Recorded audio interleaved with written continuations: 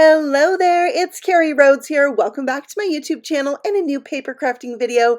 It's release day at Trinity Stamps. There are a ton of new holiday things and we're doing a hop with the design team and some guests today to show some of them off. I'm showing off this amazing new die set, the arch-shaped card die set, but it's more than just the shaped card. There's also nesting dies that are etched and make layers. I love it. I'm also showing off the new Holiday Gnome Stacks stamp set and coordinating dies. There's 2 stacks of gnomes, so of course I'm going to be making 2 cards because I think it's so cute. Plus there's a to and from in there, so these would make great tags. I'm going to use this on card number 2, and the first image, the stack with the Santa, there's a little reindeer and an elf. That's what I'm using on card number 1.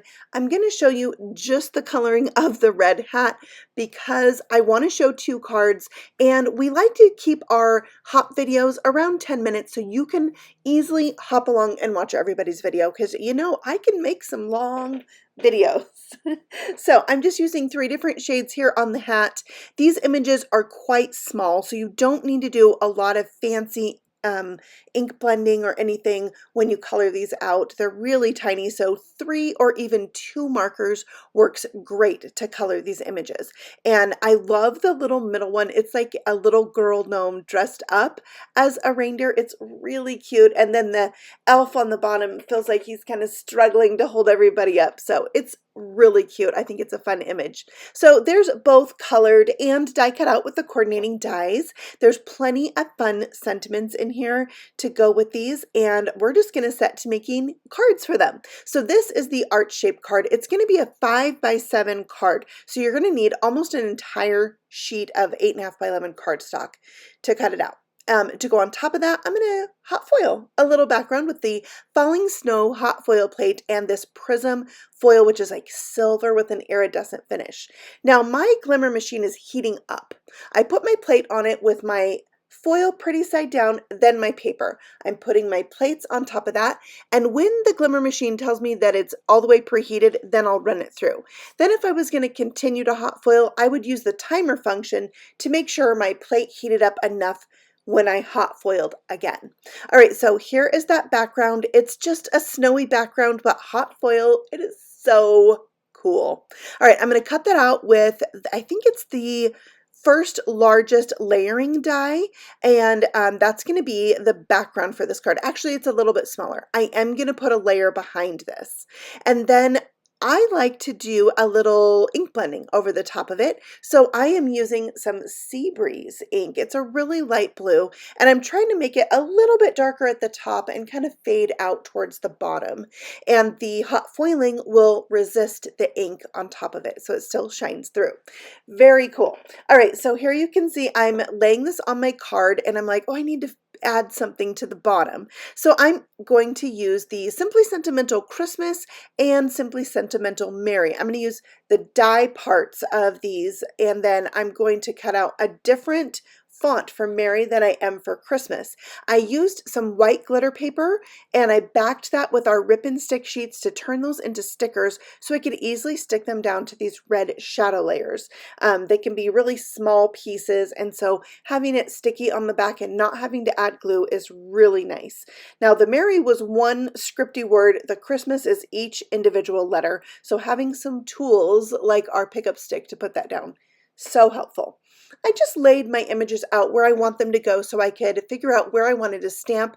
'Tis the season to be jolly, and so I did that with some black ink with the help of my Misty, and I figured if I wrecked it, I could always stamp it and die cut it because there is a coordinating die for that. So I could save it by mounting a die piece over it. All right, so next we have our sentiment getting glued down to the bottom part of this. And now I'm going to make the layer piece. So I could just cut out the green arch, but then I feel like I'm wasting so much of the center of that green paper because I'm just going to cover it up. So I picked a smaller die to cut out the center, and I can use that arch for something else. And then I just mounted my card front to that, and then I have a nice green border, and you can see that green border really helps draw your eye into this card. I have some clay snowflakes. They're like a blue snowflake outline with white snowflake in the middle.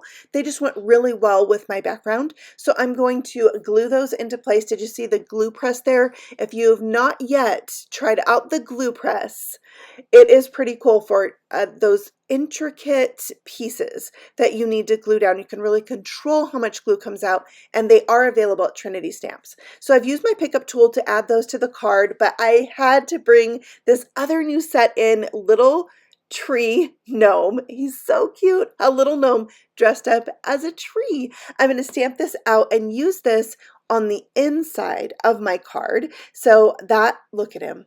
Look how cute. And he's pretty easy to color up. Green tree, touches of red and gold, brown for the shoes, and then he's holding a candy cane, which I find so endearing.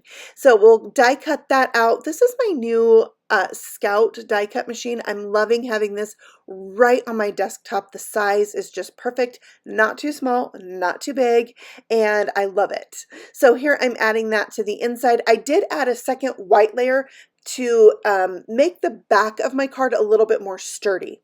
And then I stamped Deck the Halls, which is from the Gnome Stacks set. And that finishes up my very first card with that arch-shaped card die set. I love it. I love 5x7 cards, and it's just this little touch of cute or elegant. It's a really versatile set. All right, so for the gnomes decorating the tree, I'm going to go with a red card. And then I need to make the background for this, which is going to be the background of a shaker. So I'm using some patterned paper for that. And I just thought it was a really fun kind of wallpaper texture and kind of played into that tree vibe. And then I'm going to die cut these two dies at the same time from some white heavy stock to make my frame.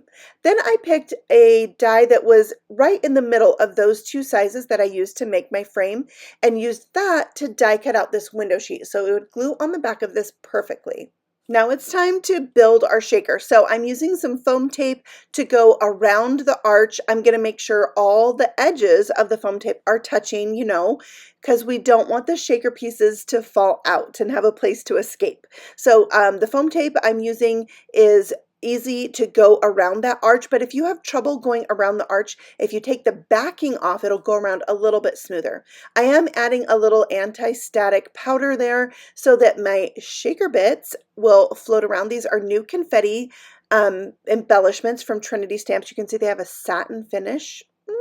They're so good. So I'm going to use all the Christmassy colors. I've got the red, the green, and kind of the pearlized ones, or kind of whitish color.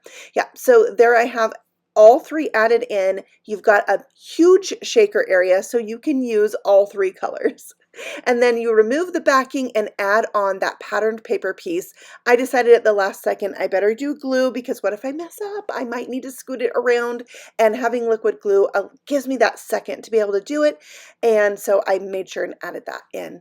All right, so now we just need to put all the things together. We're going to need a sentiment for this one as well. And so we're going to set to doing that. I'm adding my tree image kind of down so it sits on the frame. And then for my sentiment, I'm using this Joy cut and foil set. So there's a hot foil plate to do the Joy too, but I really wanted to do like a vellum layer for my shadow and then die cut out the word Joy from red glitter stock. So I'm doing that, and I think it looks really fun layered up like that. And then I'm bringing back the Simply Sentimental Christmas and stamping out the smallest Christmas word, which is just like a font that looks like it's typed with a typewriter. So it's going to say Christmas Joy on the front.